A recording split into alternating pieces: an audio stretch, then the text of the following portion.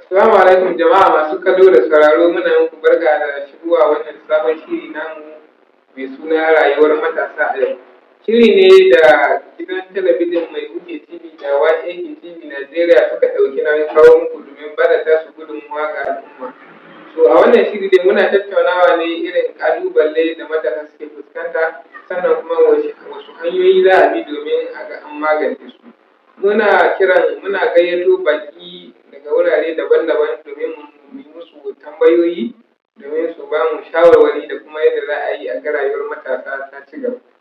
Da farko dai sunana Yusuf Aliyu Kutukullu mai gabatar da wannan shiri, sannan muna tare da baƙonmu a yau wanda zai gabatar da kanshi, an ce waƙa a bakin mai ita ta fi daɗi. Malam muna maka barka da zuwa wannan shiri namu mai albarka. Da farko muna so mu san sunanka kuma da takaitaccen tarihinka, ko da na minti biyu ne domin masu kallo su san da wa muke tare da shi a yau. Assalamu alaikum warahmatullahi wabarakatuh. Jama'a barka da wannan lokaci, yan uwa masu kallo da saurari, ina muku barka da wannan lokaci. Sunana Nabil Bello mai Hausawa Kamba, kuma ni asalin ɗan garin Kamba ne, amma an haife ni a garin birnin Kebbi, wanda na tashi a birnin Kebbi, na yi wayo a birnin Kebbi, sannan kuma na yi karatu tun daga abin da ya shafi primary, secondary, tertiary gaba ɗaya a cikin garin birnin Kebbi, wanda kuma na yi bautar ƙasa a jihar Zamfara, wanda an kammala. Halin yanzu kuma muna gudanar da kusan 90% na abubuwan da nake gudanar su a ina yanzu ne a online, saboda kun san yadda zamani ya ci gaba. Su wannan shine a takaitaccen tarihin rayuwata da kuma abin da ya shafi aikin da nake gudanar su a yanzu. To masha Allah, masu kallo kun ji da wanda muke tare da shi babban kasuwa ne amma a yanar gizo. To Malam Nabil, muna so mu san cewa su waye matasa? Domin an ce matasa su ne kashin bayan mutane, an ce matasa su ne kaza. A taƙaice muna son ku muna bayani su waye matasa? Na'am. So, kalma ta matasa ko kuma in ce matashi, wato wani abu ne wanda yake nufin cewa idan aka ce matashi yana nufin wanda yake da cikin zumma ko kuma yake cikin ƙarfin shi, wanda yake cikin lokacin shi, wanda zai iya ba da gudunmuwa ga duniya da ƙasa baki ɗaya game da dukkan abin da zai kawo ci gaban rayuwar shi da kuma rayuwar al'umma. So in aka ce matashi, mafi yawanci duk da lokaci yana canzawa, abubuwa suna juyawa, amma a taƙaice za mu iya cewa daga bakin kamar shekara 15 zuwa shekara 35. To idan muka ƙidaya za mu ga cewa akwai kusan kenan shekara 20 ga rayuwar matashi, wanda zai iya ba da lokacin shi don ganin cewa ya kawo sauyi kuma ya ba da gudunmawa, domin matasa kusan zai iya cewa su ne ginshiƙin al'umma. So wannan shi ne ake kira matashi, wato wayanda suke cikin waɗannan shekarun. Don haka matashi yana da kyau ya yi amfani da damar shi wajen kawo ci gaba, domin a wannan lokacin ne yake cikin ƙarfin shi. So wannan shi ne abin da ya shafi waye matashi ko kuma matsayin matashi a rayuwance. To Malam Nabil, yanzu kana ganin matasa wace gudunmuwa suke iya bayarwa a cikin al'umma?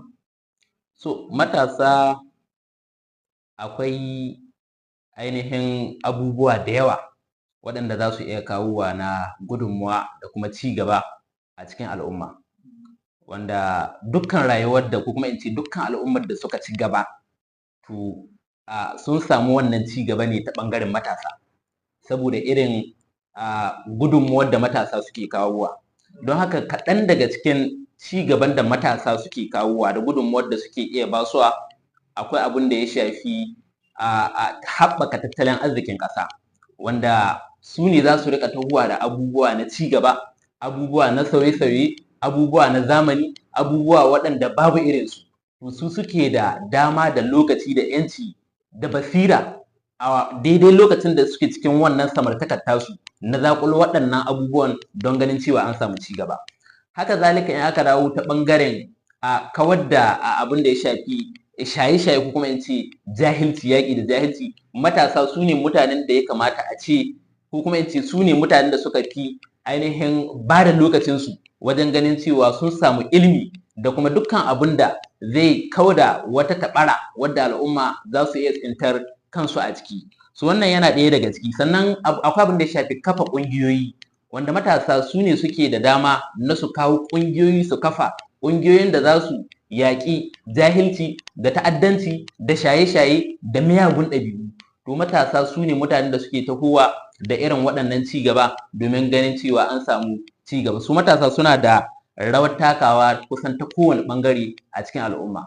Su wannan shine irin ci gaban da matasa za su iya kawowa ko kuma suke kawowa a cikin al'umma a taƙaice kenan.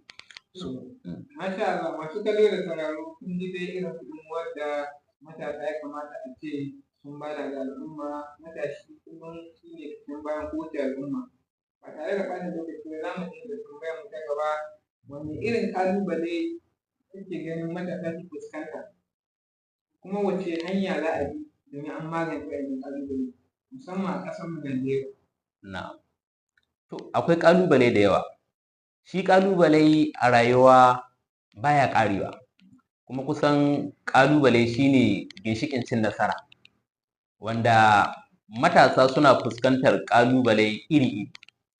Na farko suna fuskantar ƙalubale na aikin yi, wanda abin da zai magance wannan ƙalubale shine samun aikin yi. So duk lokacin da ya kasance matashi bai da aikin yi, to zai kasance bai da focus kenan a rayuwa. In ko baka da focus a rayuwa, to kana buƙatar focus. To maimakon ya zan ya samu focus ɗin nan, abin da zai ba wa lokacin shi ya ɓata lokacin shi yayi, to sai ya zan an rinka tsinta tai a wurin da ake cin naman mutane, a wurin da ake tattaunawa ana sukawa ne saboda babu abin. To kun ga daga nan ya samu abin yi, amma ni a gurɓatacciyar hanya. Shine za a tsinta cikin abin da ya shafi kashe-kashe, abin da ya shafi kidnapping, abin da ya shafi duk wani abu wanda ci bayan ƙasa ne. So amma idan matashi ya samu aikin yi, to zai kasance yana da focus yadda zai gina rayuwa ta, ya gina kuma rayuwar al'umma. Na farko kenan. Na biyu, matasa suna fuskantar ƙalubale na rashin ilimi, wanda daga lokacin da matashi ya kasance bai da ilimi, to zai yi komi ne a cikin duhun jahilci. Me solution game da rashin ilimi? Shine ilimi. To samun ilimi shine solution. Kuma samun ilimi yanzu ga akwai makarantun ne, akwai abubuwa, akwai ilmukan da zaka je ka samu a free kyauta, ba buƙatan cewa ai baka samu admission a makaranta ba. Addini ma ai wuri ne. Yawwa, shi aikin gwamnati ba dole sai da shi ake ci ba, saboda shi ma wannan wani ɓangare ne na daban, wanda in Allah ya sa aka samu lokaci, shi ma wani abu ne wanda yana da kyau a wayar da kan al'umma su gane abin da ke ciki. Don haka idan matashi, akwai yanzu misali akwai islamiyoyi da me ake cewa majalisi na karatu, wanda in matashi ya ɗauki littafi ce ba za a ce ya wuce ba, zai je ya yi karatu. To kun ga zai yaƙi jahilci, wanda yana ɗaya daga cikin ƙalubalen da matasa suke fuskanta, wanda dole sai sun mai da hankali sun nemi ilimi sannan su magance wannan matsala ta rashin ilimi. Sannan akwai abin da ya shafi kuma talauci, wanda shi ma ƙalubale ne wanda matasa suke fuskanta, wanda me maganin talauci? Shine sana'a, kasuwanci. Daga lokacin da matashi ya mai da hankalin shi wajen kasuwanci, to ya kece duk wani reni, saboda shi dai ba zai je ya roƙa ba, sannan ƴan uwan shi ma da yawa ba za su je su roƙa ba, saboda yana da abin da zai ɗauka ya ba su. Amma daga lokacin da matashi ya kasance bai da kasuwanci, bai da wani abu na yi na kasuwanci, to kun ga zai kasance cikin roƙe-roƙe, wanda daga lokacin da ba a taimaka mishi ba, to shine zai faɗa cikin waɗancan mutane da muka yi ta lissafawa na kidnapping da shaye-shaye da miyagun ɗabi'u waɗanda ba su dace ba. To kun ga kenan matashi, ko in ce matasa, yana cikin ƙalubalen su a rayuwa yanzu shine talauci, wanda kuma talaucin nan shine kasuwanci, shine mafita, wanda shi ma akwai shawarwari masu yawa waɗanda matasa za su iya amfani da su wajen samun wannan kasuwanci. Don wani matashi yana ganin bai da kasuwancin da zai yi, sannan duk kasuwancin da ya ce zai yi kila yana buƙatar sai an ba da contribution na kuɗi, wanda tunani ne. Yauwa, duk matashin da yake da tunani yau, ko da a ce bai da wani wuri, ko kuma yana ganin inda zai je ya ba da contribution, misali akwai wani, za ka iya zuwa ka yi ma mutum magana da sauransu, wanda wani zai iya baka lokaci daga sunan kana zuwa ka kalli kasuwancin da yake yi, har ya ce a wani to in ma tela ce kana iya fara hawa da sauransu. Akwai methodologies da yawa waɗanda matasa za su iya bi. So wannan yana ɗaya daga ciki. Sannan akwai ƙalubale na shaye-shaye, wanda idan muka dubi ƙalubale na shaye-shaye da ishu na tarbiyya, za mu ga shi ma duk rashin aikin ya kawo shi. To idan akwai ayyukan yi ga matasa, to ishu na shaye-shaye shi ma abu ne wanda in Allah ya so za su baranta da shi. Don haka wannan shine ƙalubale a taƙaice, tare da kuma solutions waɗanda a taƙaice ne na kawo su saboda duba da lokaci. Yauwa, don haka mutane suna buƙatar su gina waɗannan abubuwan domin kauda waɗannan ƙalubalen da muke fama da su ga matasa game da rashin ayyukan yi a rayuwarsu. So wannan shine a takaice insha Allah abin da zan iya cewa game da ƙalubale. Kamar yadda kuka sani masu kallon mu da sauraron mu, wannan shiri muna yin shi ne domin matasa, kuma mun ji irin ƙalubalen da matasa suke fuskanta, kuma mun ji hanyoyin da ya kamata a bi domin a magance su. Gwamnati ma tana da rawar da za ta taka, kamar yadda babanmu ya yi magana akan ɓangaren ilimi, a taimaka wa matasa wajen ba su ilimi. Shi ma matashi ta ɓangare ne akwai hanyoyin da zai iya taimaki kanshi ta hanyar kasuwanci da jajircewa da sauransu. To ba tare da ɓata lokaci ba, za mu tafi da tambayar mu ta gaba, ita ce wani kira za ka yi ga matasa masu tasowa?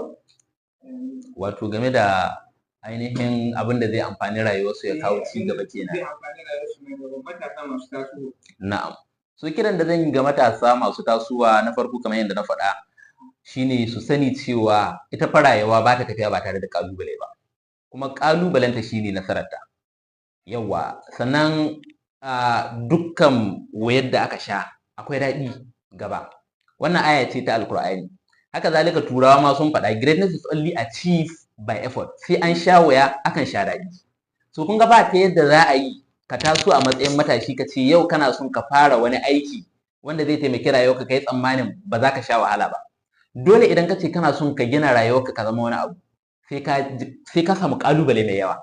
So kun ga hakan na nufin cewa kenan duk matashin da yake tunanin ba zai fara aikin tela ba, ba zai fara aikin injiniyanci ba, ba zai fara aikin gyaran satellite ba, ba zai fara aikin dukkan wani abu wanda zai kawo ci gaban shi ba, sai dai in ya fara shi to gobe yake so ya ci nasara, to kun ga ba zai yi ba kenan. So don haka ya kamata matasa su gane cewa kana buƙatar duk abin da zaka gina ya zama professional, sannan ya taimake ka, saboda waɗannan shekarun da muke magana na matasa, wato su ne shekarun da duk abin da matashi a cikin waɗannan shekarun to shine zai kasance zai gina rayuwar shi, shine zai ɗauki rayuwar shi gaba ɗaya daga farkonta har zuwa ƙarshe. Amma don haka kenan idan ka mai da hankalinka kan abin da ya shafi shaye-shaye da wasu abubuwa na mutane, kenan abin da zaka ɗaure kenan har tsufanka, sai dai ka dawo kana roƙe-roƙe kana cewa baka da, wanda yake ƙalubale ne. So don haka daga lokacin da matasa suka fahimci cewa lallai ƙalubale shine ginshiƙin ci gaba, kuma dukkan waɗanda suka ci gaba a rayuwa sai da suka fuskanci ƙalubale, to daga wannan lokacin matashi zai gane cewa lallai ya kamata ya ɗaura ɗamara, kuma ya gane cewa lallai idan ina so in ci nasara ga abu to zan ba da shekara daga nan zuwa shekara 5, daga nan zuwa shekara 10 ina gina wannan abun kafin in ci nasara. Ba wai a'a yau zan fara shi ba kuma yau nake so na ci nasara ko gobe nake so na ci nasara.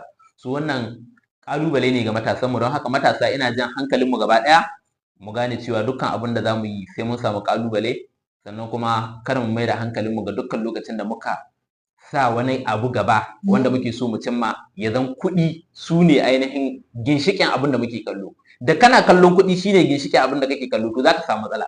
Aka ce in kana son ka samu kuɗi ka dubi matsalar da mutane suke fuskanta sai kai solve ɗinta sai ka samu kuɗi. Yanzu misali matsala ce muke fuskanta na isar da saƙo, saboda information is the key in everything. Duk abin da ka gaba a ci nasara kan shi babu awareness. Don haka wannan ainihin gidan TV yana isar da information ne ga al'umma domin su gyara, amma kuma at the same time ai ana samun kuɗi ba za a rasa ba, saboda mi, saboda saƙo ake isarwa zuwa ga mutane. So kun ga sun dubi wata matsala ga al'umma suna son su kawar da ita, to a yayin kawar da ita to kuɗi za su shigo ba tare da ma an san ta ina suka shigo ɗin ba. So wannan shine abin da zan iya cewa takaice game da matasa, abin da ya kamata su mai da hankali, da kuma kiran da zan yi gare su su yi haƙuri. Haƙuri shine matakin nasara. Wannan shi ne. Masu kallo da sauraro, kamar da kuke sani wannan shiri ne dai da ƙirƙire shi domin matasa, domin ci gaban matasa, kuma domin ba da gudunmawa ga rayuwar matasa. Kamar da kuka sani dai wannan shirin masu ɗaukar nauyi ke gidan TV mai buɗe TV ne, haɗin gwiwa da YAK TV Najeriya suka ɗauki nauyin kawo muku wannan shiri. Sannan muna marhaban da shawarwari da gudunmawa da contribution kowane iri ne daga gare ku. Muna haɗewa a comment section mu ne wata shawara ko ƙarin haske a kan abubuwan da muke tattaunawa a kai. Muna sauraron al'umma, domin wannan muna yi ne saboda al'umma, ba don kowa muke yi, kuma ba don cin zarafi ba ko ɓatanci ga wani. Muna yi ne saboda mu ma mara tamu gudunmawa ga al'umma. So ba da akwai za mu je ga tambayar mu ta gaba. Malam Nabil, wani kira za ka yi gwamnati domin ta ga ta haɓaka rayuwar matasa? Na'am. So gwamnati kusan zan iya cewa ta ɗau kaso mai yawa, in ma bai kai 99.9% ba su zai kai 90% na ci gaban al'umma gaba ɗaya. Saboda kusan dukkan wani abu da ake yi yanzu na ci gaban tattalin arzikin ƙasa muna iya cewa yana fitowa ne musamman daga gwamnati. Don haka matasa da suka taso waɗanda suke da ƙishirwa ta kawo ci gaba, waɗanda suke da sana'o'i amma ba su da supporting, ma'ana babu waɗanda za su ƙarfafa musu su tallafa musu, wanda kuma kusan kaso mai yawa ya shafi gwamnati. Saboda kusan zan iya cewa gwamnati idan ya kasance an samu barakar tattalin arziki da kuma abin da ya shafi ci bayan al'umma, ma'ana al'umma su kasa samun ci gaba, to kusan kaso mai yawa yana fitowa daga ɓangaren gwamnati ne. Yawa, saboda abin da ya shafi aiki yi na farko gwamnati ce, ita ce take da haƙƙi ta ɗauki matasa ta samun musu da aikin yi. Akwai graduate da yawa, yawa akwai waɗanda suna nan kuma suna graduated kowane wata kowane shekara, kai matasan da kawai ba a ɗauka aiki ba waɗanda yau sun haura mai shekara 30 ko 40, kai yau shekara 40 kawai a ce duk matashi wanda yake graduate ne na jami'a ɗan shekara 40 yau kawai idan gwamnati ta ce tana son ganin su, to ni ban san matasa nawa za a gani ba, waɗanda they are very talented, suna da ƙoƙari, suna da ilimi, suna da fasahohi, amma ba su da aiki. Sannan ta sana'o'i su ma akwai su da yawa waɗanda sun je sun koyi sana'a, sun zama professionals a wani sana'a, ma ba jari. Wanda kun ga gwamnati kenan tana da rawar da za ta taka mai yawa game da ci gaban al'umma musamman matasa. Saboda ko ba komai dai matasan nan su ne fa za su shiga gwamnatin nan, su suke zaɓen gwamnatin nan, su suke mata abin nan yaƙi a lokacin zaɓe. In ba da matasa ba ni ban, to su waye suke zuwa suna kuwa a lokacin zaɓe suna cewa a zaɓi sai wani sai wani? Matasa ne. Idan ka ce ‘yan daban ma za ka ɗauka, matasa ne misali, wanda kuma kun ga akwai buƙatar in ana son a samu ci gaba, to matasan nan a ba su ilimi, wanda gwamnati tana da hanyoyi da yawa, scholarship da yawa da za ta iya ba su. Yawwa, amma rashin ba da wayannan abubuwa sai ya sa matasan su dawo suna yaƙar ta, saboda babu aikin yi, ana yaƙar su, ana yaƙan ɗiyansu. So don haka kiran da nake yi ga gwamnati ta dubi waɗannan matasan, ta dubi Allah, ta yi abin da ya kamata, saboda duk abin da ta yi shi zai dawo mata. Sauran ƙasashe da suka gina matasansu yau matasa ne ma za ka gani a karagar mulki, amma har yanzu ƙasanmu tana ganin cewa kamar matasa ba su kai su yi wannan jagoranci ba, saboda me? Saboda ila ba su da ilimin, ko ba su da wannan capacity, ko ba su da kuɗi. Laifin waye? Laifin gwamnati ne, saboda ita take ta aza su kan hanya.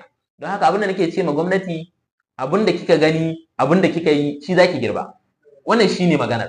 Don haka muna jan hankali ko kuma in ce muna tunatarwa ga gwamnati ta dubi matasa, ta taimaka musu da ayyukan yi, da abubuwan da sun ka dace, da abin da ya shafi ilimi, da gina rayuwarsu, da shugabanci, leadership, wanda koyon shi ake yi. Matasa bai koyi leadership ba, matashi ya taso aka ce kawai ya toye jagoranci al'umma, za a samu baraka. Shi yasa kullum ake jin tsoro, ake cewa ai dan shekara kaza ba zai iya jagorantar wannan kasar ba, saboda ana ganin bai da experience. Me ya hana shi samun experience? Saboda ba a ja shi cikin wannan wurin, ba a ba shi da. So don haka ina kira ga gwamnati da ta taimaka ma al'umma, taimaka matasa, ta sa su a cikin ainihin dukkan abin da ya shafi wanda zai taimaka ma rayuwarsu, ya taimaka ma rayuwar al'umma. Wannan shi ne insha Allah. Masha Allah, Malam Nabil. Masu kallo da sauraro, kada ku ne sha'afa, kuna tare da gidan TV mai buɗe TV tare da haɗin gwiwar YAB TV, kuma muna gabatar muku da shirin rayuwar matasa a yau. Shiri ne wanda yake zaƙulo matsalolin matasa kuma da hanyoyin da za a bi a magance shi domin ci gaban su. Kamar yadda kuka sani muna kawo muku wannan shiri insha Allah kowane sati, kuma daga wannan satin sati ne zuwa ma insha Allah za mu kawo muku tare da wani sabon baƙon. Sannan muna roƙon ku da ku danna mana ƙararrawa, ku muna subscribe domin jin da mun ɗora sabon shiri.